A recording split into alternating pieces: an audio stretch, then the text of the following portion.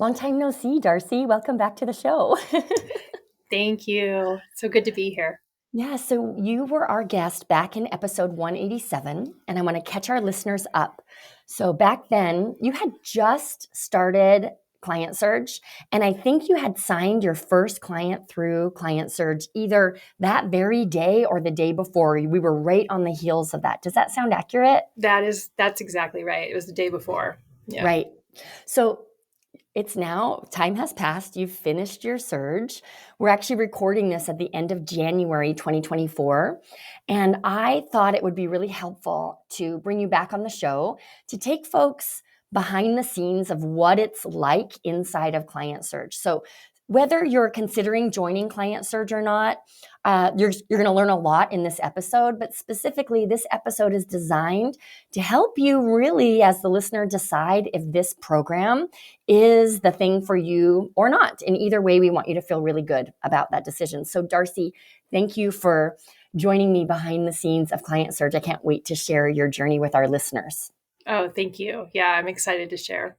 So why don't we just set the stage a little bit for folks? We'll talk about where you were at before Surge, what happened during Surge, and then where you're at now. So before starting Client Surge, can you take us, how did you feel about your business's potential? How many clients did you have? What was the picture like? So before Client Surge, I had clients, but I was coaching for free. Mm. So I wanted to just maintain my coaching practice. I wanted to maintain my own momentum, but I was afraid to ask people to pay. So that's where I was. And when I did get a paying client every once in a while, it felt magical. Like, how did that Mm. happen? And I couldn't replicate it. And it was so few and far between that I actually called my parents every time to celebrate because Oh, it was such a big deal. yeah. So, and my confidence was low. I wasn't, yeah, I wasn't seeing myself as a honest to goodness business at that Yeah. point. I can understand that. In particular for coaches who you coach around something that's so meaningful and important, but it's a little nebulous. It's the inner transformation that you're supporting people on. It's very different from like being a LinkedIn coach, right? Totally. Is that, how much did that influence your fear around charging folks? A lot. Yeah. So I couldn't guarantee, you're going to make X amount of money by the end of X amount of time with me. It's really a journey, and it's an inner transformational journey. And, how do you quantify that and charge for that? I was really struggling around those Yeah. pieces. Yeah, I totally understand that. Okay, so you had what you call them magical, I call them accidental Oh, clients. yeah. Right? They're kind of the best clients, right? Because they land in your lap, they're totally happy to be there. It Yeah. feels like you didn't have to really work for them, even though you're working every damn day. But you mentioned it. It's hard to replicate, which can eat away at someone's confidence. Oh, yeah. And it Yeah. did. Yep. Okay, so you started Client Surge. Take us through, I have so many questions about this, but take us through the journey of Client Surge. I want to know, because it's a bit of a roller coaster, right? Yeah. So take our listeners through what that journey was like for you. Yeah. So I came in, and I think a lot of us feel this way, especially when we're new into our coaching practice. Just tell me what to do. I just Yeah, wanted, like, that's why I was so excited to join into the Hive and Surge, because I was like, oh, good, here's the roadmap. And it's not that easy yeah, because there's a lot of things that come up. I was learning a lot about myself. So I learned while yes, the roadmap was in front of me, and it's very step by step, and there's preparation and there's execution and there's follow up. But I was resisting asking people to be my referral folks, yeah, my ambassadors. And I found that so interesting around, so what's going on there for me? And I'm very self-sustained. I pride myself on that, which is not necessarily a good thing. It was getting in my way. And so I prepped. I prepped. I followed every direction. I recorded everything to record. I wrote everything to write. I had everybody lined up, and the execution piece, I felt such resistance that I knew that that was the direction I had to go. And so the resistance was connected to, what if they say no? What if Mhm. they don't want to support me? What if, all of the negative self-talk pieces started coming in. And I remembered, I think it was you, but I've heard this before too. Don't decide for other people. Yeah, And I really I kept telling myself that. Would I want someone to decide for me? right. No, not at all. So I would just did it. I went for it, and I thought, if this is a no, or if I'm ghosted in any way, it's actually not about me, and it's Mhm. not about my business, it's not about my worth. This is my exercise to grow as a Yeah, human, to grow as a business owner, to grow as a coach, yeah. and to dial in my messaging. Yeah, that's a big part of client search, right? You are Yep. taking it to the streets and you're going to get feedback, right? Yep. Which is can be painful in the process. It can also be it's all the things, illuminating and joyful, but it's definitely here's a secret about client search. Everybody thinks it's a program to get clients. It's really a program to grow as a coach and as a business owner, which is why the whole program, everything you have to do is completely laid out. You don't have to think at all about what is the strategy because sometimes we'll get distracted by that. Right? So we jump around searching for the perfect strategy and we're fooling ourselves into thinking we're working on our business. We're not. We're just strategy shopping. But what happens when the strategy is so clearly laid out is now we have is ourselves and a giant mirror, right? Revealing where there's room to grow. Yeah. And that's And that's exactly what it did. That's yeah, exactly what it did. It was great in terms of um, the confidence that I was gaining with every ask, the confidence I was gaining with every contact with a potential client, every discovery call. It was a process. yeah, Absolutely. yeah. Okay, so fill our listeners in. How did it go for you? It went pretty well. I feel great. I ended up with 10 clients. And so that was, I mean, I was over the moon. Over the That's moon. that's above average. The average Yeah. is somewhere between 5 to 7. So that's incredible. Congratulations. Thank you. Yeah. And those last few trickled in post surge, Hmm. but they were part of my surge. Yeah. I remember Trudy in the Hive, she surged and got a client. I think it was like a year later. Something, it Yeah. was way too long, but it definitely has this ripple effect, right? Yeah. Okay, so we're going to get into some of the nuts and bolts of the process. Before we do, I'm just curious when you think about all of the tools, tactics, or strategies involved in client search, because it's lead gen, right, through 3 different avenues.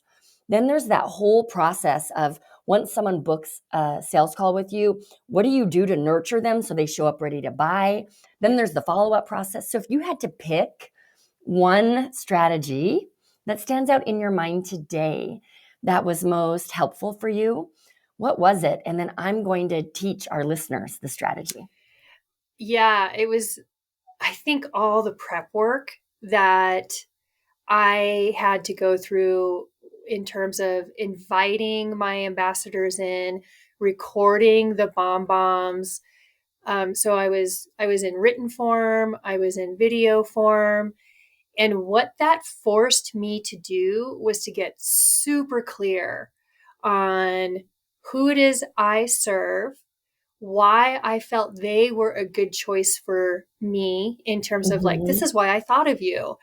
And and and then I want to add too, I think the other part of that is the welcome series when someone actually booked with me. Yeah, Again, it forced me to get clear on what's my message and how do I want to connect with them. right. That's really powerful. We just had an episode last week on the welcome series. Sometimes I'll call it the butts and seats strategies or the show up strategy, but that is an area that most people ignore. We just use whatever template Acuity Scheduling or Calendly kicks out to remind people. That's what we use, when really that's the opportunity to build trust and to help your potential client already feel invested in coaching. Yeah. And you do that by speaking their thoughts back to them, essentially. So what I'd love to teach our listeners, there's a tool we use inside of Client Surge. You heard Darcie say BombBomb. You could use Loom. You could use BombBomb. You could even do this, like upload a video into Vimeo. But essentially, instead of crafting an email, you can record a quick video where you're either asking for referrals or inviting people directly into a sales call with you. And what this does is it just humanizes the experience. But it also, Darcie, you mentioned it, forces you to get good at talking about who the hell you help and why it matters so much. Yeah. And when we have that down, everything else in your business, when it comes to lead gen, when it comes to list building, when it comes to guesting on podcasts or scaling with a larger group program, that becomes so much easier when we can succinctly explain who we help and how to an individual person. So that's one of my favorite strategies too. I'm glad you liked it. Yeah. I don't know if I liked it, but I definitely used it. All right. Fair, Darcie. Right. Let's talk about sales calls. Yeah. So I'm just curious about first, just tell us a bit about how sales calls were for you before you learned our client-centered sales call method. And then let's talk about what shifted for you and maybe teach our listeners a bit about what that's like. Yeah. So my sales calls prior were, they weren't all that coachy. Like they didn't actually get to experience me as a coach. And we would just have a conversation, and then I would turn into a very stiff, awkward person and ask them to, do you want to sign up for coaching? Oh I'm just like getting the EBGBs because I know how awkward that feels. Yes. It was terrifying every time, and so with the framework that you have for sales calls, which helped me settle in once I got once I really embodied it, it was like, this is a coaching experience that people are going to have with me, which is great because I want them to know what they're buying. I want them to know what this is about. And then of course there's that transition into the invitation, and that was a little rock. So I practiced much as, so you tell us practice, at least I think I practiced 6 times before I held a call. That's great. And I was able to transition into it a little bit more. And the piece of advice that you give all of us that I really took to heart was eat the fish and spit out the bones. And so what was happening for me is there's the framework for the discovery call, and I recognized that I had to switch things around a little bit to help it feel like it was more of my coaching approach. And that's when things, like all the elements were still there, but they were just in a little bit of a different order, and that felt more comfortable for me, which put me at ease and it put them at ease. And so that was really, so that's what I would share with people. Don't be afraid to tweak things so that it works for you, because that's what I did, and my conversion rate started going up when I did that. So take us through, and I'm putting you on the spot here so you can get as close as possible. What is the framework you follow? So you adjusted the order. Take us through the milestones of a sales call. Yeah. So my approach when I work with people is to get in touch with how they're arriving first. So we get on the call and I would ask, how are you showing up? What are you bringing with you into the call today? And so that opens things up to really what's present and top of mind in the moment. So we would work with that a little bit. And from there, I could gauge, is this person needing to unpack a little bit more? What's the energy here? What's the vibe? Or is this person ready to think about the future? And I would play around with my people and I Mm-hmm. was really experimental. So there was a discovery call I had where it was pretty heavy duty, and I tried, what are we celebrating in a year? Mm. Did not go well, right?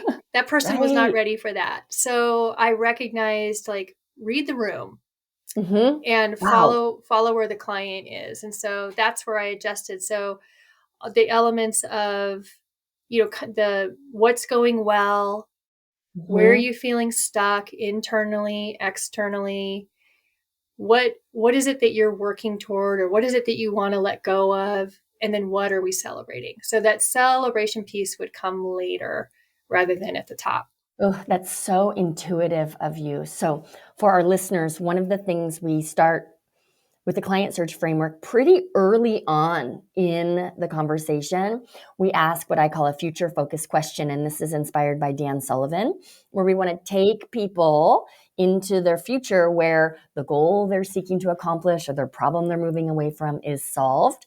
And what I'm hearing you say is it's like you jumped and set the stage with a little bit of coaching and then came back to the framework and then back to coaching. That's so intuitive. I can see how held your clients felt in that space. Yes, yeah. And the other the because you also have us write a letter if someone's like, I'm not sure, Yeah. right? And so Mhm. I learned early on, get each piece of this framework, because they all work into that letter. And when I sent that letter, which is so powerful, they Mhm. felt seen, they felt understood, they felt inspired by what their future was that they described. So I'm just reflecting back everything that they just said.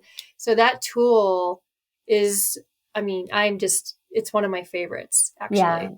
I love the invite letter for all of the reasons that you just shared, but also if I have to go and my husband Andrew and I have an agreement that we don't make large investments without looping the other person in. It's not like he doesn't have to get permission from me or vice versa, but we loop each other in for Yeah. sure.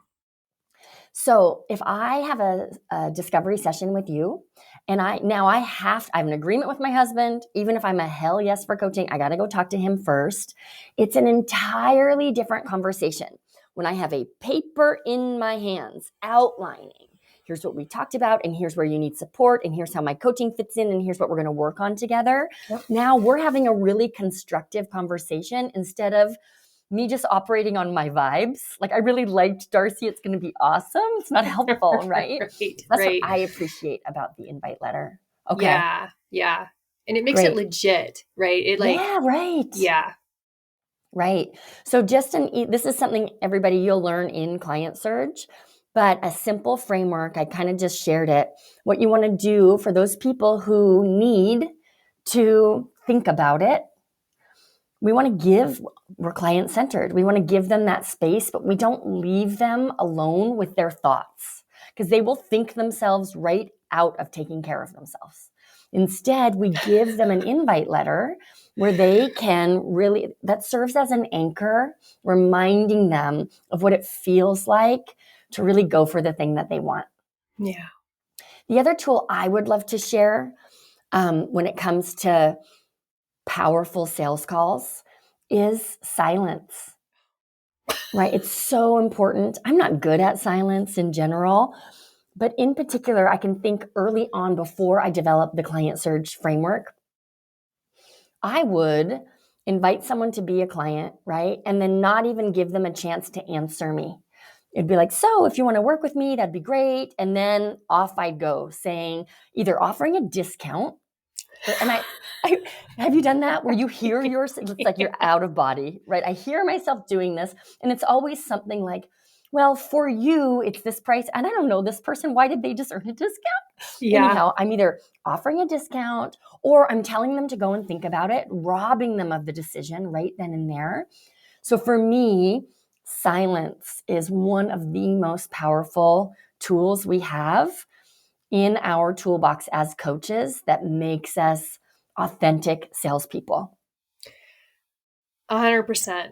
And that was a big learning space for me, because before anyone was even asking Mm-hmm. for anything, right? Right. I was adjusting somehow, some Mm-hmm. way, and almost I felt apologetic. Yeah.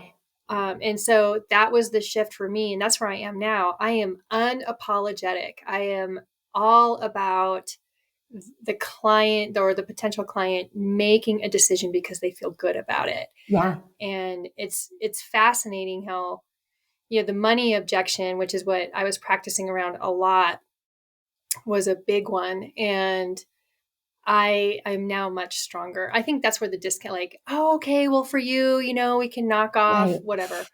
So Uh, silly. and that doesn't serve. It doesn't serve Mm-hmm. the client, doesn't serve me as a coach. So Right. that was a quick learn for me, Yeah, thankfully. absolutely. And I Mm-hmm. think for me, it was, you kind of mentioned this, but nerves, right? Yeah. So I want to talk about the difference between pressure and tension. Because as values driven coaches, the last thing we want to do is put pressure on people. We've been on sales calls where they applied a lot of pressure. That is not the vibe, Right. right? But sometimes we can confuse tension with pressure. So the distinction for me is that tension comes from within. If you think about any important decision you've made in your life, you have felt tension inside of yourself, and we need tension, otherwise we're not going to make a change, right? Right. We need, and tension can be uncomfortable. We've got to feel sweaty and nervous. We've got to kind of second guess ourselves. It has to feel like a big deal. Yeah. All of that is a healthy part of committing to changing. Yeah.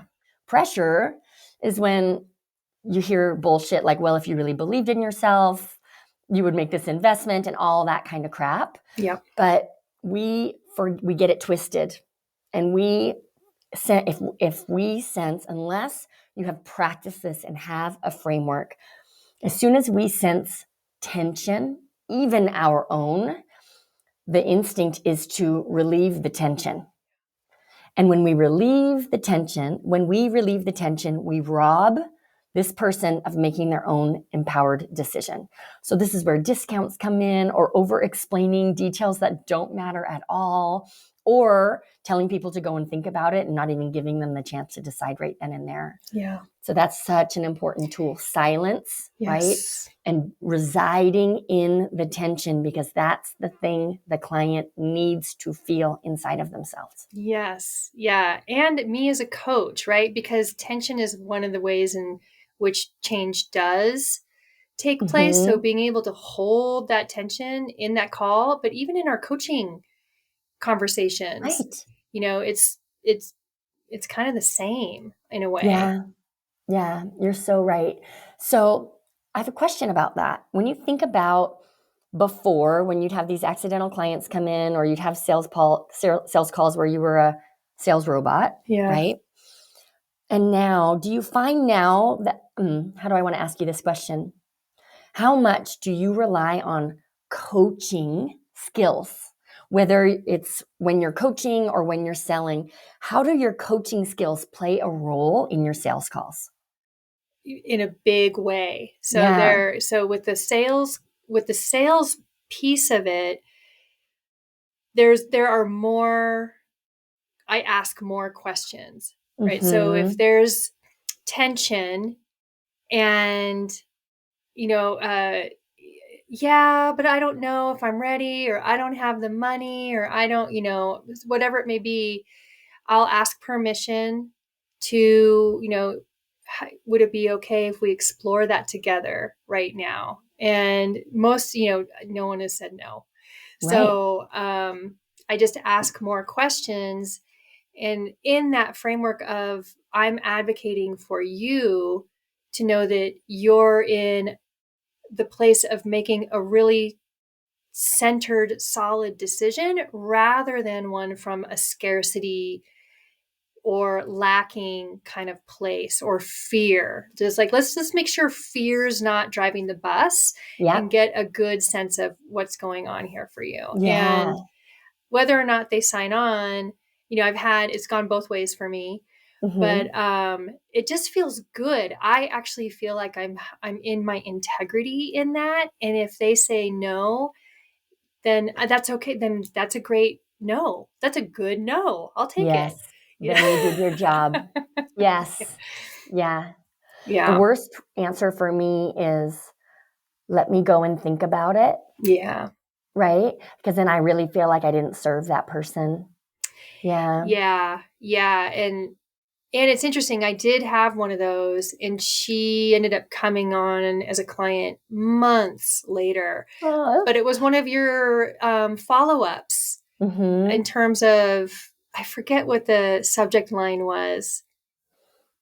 Like, oh, you're off the hook. Yeah. Right. So it was you're off the hook. And she was like, what? And I caught her attention and It's like, wait, I'm still thinking. I'm yeah, still yeah, I'm still thinking. thinking. So yeah, that one Yeah. works. Yeah. So you mentioned this a little bit, but I'm curious. I'll tell you a distinction that I see between coaches who get stuck in client surge and coaches who persevere Mm. is their openness to fixing their messaging in public. Oh, Right? Because we can work on a dream client power statement. We can do all the avatar worksheets. We can run it through ChatGPT. We can do all the things. But until we actually share who we help and how and why out in the world, it's only that reveals if we're on track or not. yeah. So what was especially because the work you do, we mentioned it, this is important and it's transformational and it's not something I can hold in my hand in a tidy way. Yeah. So talk a little bit about your messaging journey through client surge. Yeah, it was ever changing. So that was the thing that I really allowed for myself. And it was, I felt flaky at first. I'm like, oh, my message continues to change. But what was happening for me is I was recognizing when someone got interested, when Mm-hmm. someone leaned in, and I was like, oh, this is feeling connecting to me instead of someone not really understanding what I did as a coach or who I serve. So it was a constant I was iterating as I was going, Yeah. and I finally landed on something that was pretty simple, which was it felt like that wasn't right to me because it had to be perfect. It had to perfectly, do all the things that would get people on board. And I was not, it didn't take long. I got more and more comfortable with changing my dream client power statement or, my elevator pitch Mm-hmm. so that it was landing for people. So, Yeah. but it changed. It still changes. Well, changing. Yeah. Totally. Because you're changing. Yeah. Right? Yeah. So, if it's okay, I'd love to share with folks on a Hive call just last week. You talked about how you got 10 clients through Client Surge, but right now you have 7 clients. Yeah. And I think this is so important. Can you just talk a little bit about how you relate now to clients graduating, phasing out, disappearing, and how that's different from what it was like before? Yeah. So before I felt like a failure. I Mm. felt like I wasn't a good coach. They didn't want to, like somehow it reflected my value and worth as a coach. And um, everything feels so big. And now I have a system of staying connected with people Mm-hmm. and nurturing them. And my confidence is much stronger. So I just recently had 2 people, graduate from coaching because they reached the goals that they wanted to in terms of putting a plan together and moving on. And it Yeah. felt really good. It felt complete. I'm getting really positive testimonials back from them. And I'm excited about, okay, how am I going to bring more people in? Like, Yeah. so I already have some plans in the works in terms of, a webinar and asking people for referrals. I'm still in the referral client flow piece. And I guess those are a lot of words just to say I'm not scared anymore. Yeah. I'm not desperate anymore. Yeah. Oh, that's so Yeah. important, because I think this is something that is broken in the coaching industry. This idea, this false belief that the longer a client stays, the better it is for everyone. Right? Yeah. Because if we're really doing our job, everybody should graduate.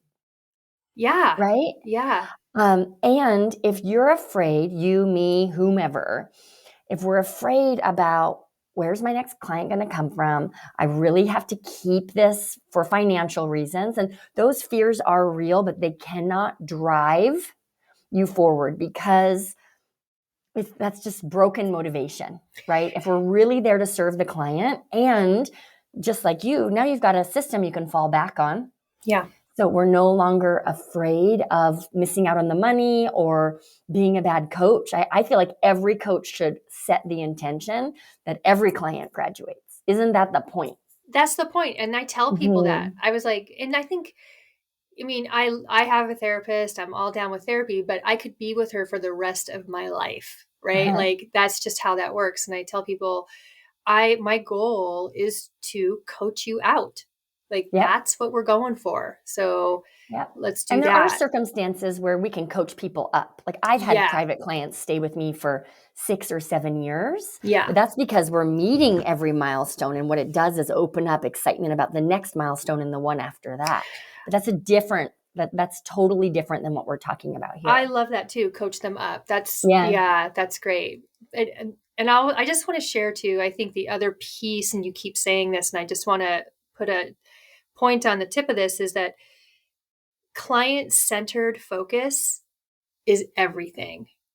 So when I take it off of myself and I just continue to say, what does client-centered look like right now for me, for this client? And it immediately calms my nervous system, because it's no longer about me, that was the huge turning point for me. Yeah. Yeah. The thing about being client-centered, I'm curious if this happened for you at all. Sometimes we can mistake that as being polite and not rocking the boat, right? So if I'm really client-centered, then I'm super cheap and I never follow up. If someone says they need to think about it, it's politeness rather than kindness. Yeah. So we talk about this inside of Client Search, right? Doing the kind thing sometimes is pushing people a little bit, right? Doing the kind thing is asking more questions. It is actually following up. And it's easy to confuse politeness for kindness. And then that is fear-centered. It's not client-centered. Totally. Because client-centered is brave. It's courageous space for sure. And I think I'm glad you brought that up, because that is the difference for me. When I was not client-centered, I would let them off the hook easier, or I would not follow up because that was about me. Yeah. Totally. Yeah. All right. So here we are. You've got clients, Darcie. I know. I feel so real. Yeah.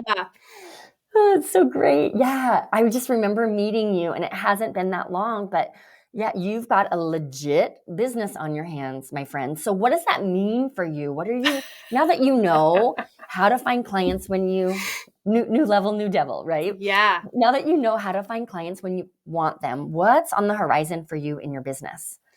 Yeah. Before I answer that question, I do want to just share with you when I got 7 clients and then I got 10 clients. Yeah. I almost didn't know what to do. Right? Like, who am I? Who am I now? Yeah. It was I was like, I'm not a struggling person, unsure of what's happening in life anymore. I'm like actually running a business. And so that was a real moment for me. And I just want to acknowledge that, because transformation and shift is uncomfortable, even when it's what I want. So Yeah. that was fascinating. I just wanted to share that. Um, and so my future plans now, I'm so excited. So with your coaching, I'm much more direct Yep. about what I'm offering. I'm unapologetic about it, and I'm fun, and I've got stories to share and all that kind of stuff. So I am filling my one-on-ones, and as I begin to not have room for one-on-ones, I'm moving people into group coaching. So Yeah. I'm starting power groups, and I'm starting quarterly VIP days, and I'm hosting a free webinar this weekend, actually, just to teach a couple pillars out of my signature system, which again, that I that was way not on the radar a year Right. ago, right? Yeah. Like here I am teaching part of my system that is foundational and core to what I do with people. And I've got people signing up. I mean, I just feel like, yeah, let's do this, and I'll probably be hiring a VA in April because Yep. I can feel I need it. So I'm just slowly, I think that's the other piece too. I'm really okay with the slow growth. Yeah. Because here's another myth. Slow might look slow, but it's so much faster than trying something for 3 weeks, not seeing immediate, like not getting to six figures or whatever crap you've been sold, Yep. right? Yep. So then you go and you start something else, and then you start something else, and you start something else. So you could easily spend a year. This is the thing that breaks my heart. I see so many coaches easily spend a year moving fast instead of moving forward. Yeah. And Oh, so good. Yeah. it's the centeredness, it's the strategic, I'm using air quotes, slow, that Yeah. really makes a difference. So if you look over the last 12 months, slow is the new fast. That's my declaration for 2024. I'm on Slow board. really is the new fast. Yeah. Yeah, Yeah. that's awesome. I'm into it. The other thing, this popped in my head, so I'll just Yeah. share this with you too. Is I know when I got my certification and I had cohort of coaches that I was moving through with, and I've heard this in other arenas as well, but you know, a couple of the coaches are just like, I just want my clients to come organically. Mm-hmm. And meaning they don't want to put themselves out there, they don't want to be visible. And I've put a lot of thought into that, and I was like, that that's not a strategy. That's not, I just don't see that. This is my personal view because I was trying the organic thing. It's going to be organic. And then I went into client surge, and it was very intentional, very focused, very action oriented. And I got clients. And that was my realization of like, get over it, Darce. Yeah, right, Get out Darcie. there. Yeah. Manifestation is not a strategy. It's no, Right? and It can support manifestation. you. Yeah. It can support you, but manifestation alone is not, it's not enough. No, And it's also not client centered. it's not client centered. Right. Yeah. Right. So manifesting to me is having a plan, taking action, and knowing where you want to go equals manifestation. Like Yeah. it doesn't happen um unless we take action. I mean, I'm just a huge action person. So I'm like, even Yeah. if this is scary, even this makes me want to throw up, I'm going to do it. Totally. Yeah, I hear you. I'm so glad you shared that. So is there anything else you want to share about your client search experience, or even what's happened, what's unfolded in your business in the last few months before we wrap up? Yeah, I'm just looking at some things I wrote down real quick. Um, I guess I would say about client surge, I'm just so grateful for it. I'll just start there. Like it is the thing that got me off my butt and helped me not worry about strategy and just do the work. And I'm Mm-hmm. so appreciative of that. And I've got a new sense of confidence in my coaching and what I do because it's not, like here's your result in 3 months. It's Yeah. different, and even though it is that way, I just feel so good about what I do, and it comes through. And yeah, I could go on and on. I think Yeah. it's a really, really great program that got me the jump start that I needed. Yeah, I Yeah. hear that. And thank you for sharing that. What came up for me as I heard you, oh my goodness, the world needs more coaches, right? Mm, And you can get your certification and you can practice all the time and do your free sessions with peers, all of those things. And it's different when someone is paying you to serve them and to guide them. And it's only when, I mean, speaking in absolutes here, but in my yeah. experience, when it's a real coaching relationship like that, that's when your confidence grows. Before that, it can, when you're giving free coaching away, it can, it just doesn't feel the same, No. right? And I think that the world would be a happier place if more people had access to coaching, which means coaches have an innate and very big responsibility to be more visible so that the Yeah. people who need them can get the help that they need. Agreed. They're Yeah. like, it is such a great service. And I tell people all the time, I have coaches. Mm-hmm. I've had more than one coach at a time, depending on what it was that I was needing. And I could never be where I am today without it. I Yeah. know that. Same, Darcie. Wow. Yeah. Well, congratulations. This is what happens when you do the scary thing, right? And then you do it Yeah. again the next day and the day after that. So I'm just really Yeah. looking forward to see what unfolds for you in the coming months. And I just want to thank you for coming on the show and sharing your experience with our listeners. Oh, thank you so much. Yeah, and if you are curious at all about Client Surge, enrollment is happening this week. We will put a link to the enrollment page in the show notes. But if you just can't wait, it's joinclientsurge.com. Thanks, folks.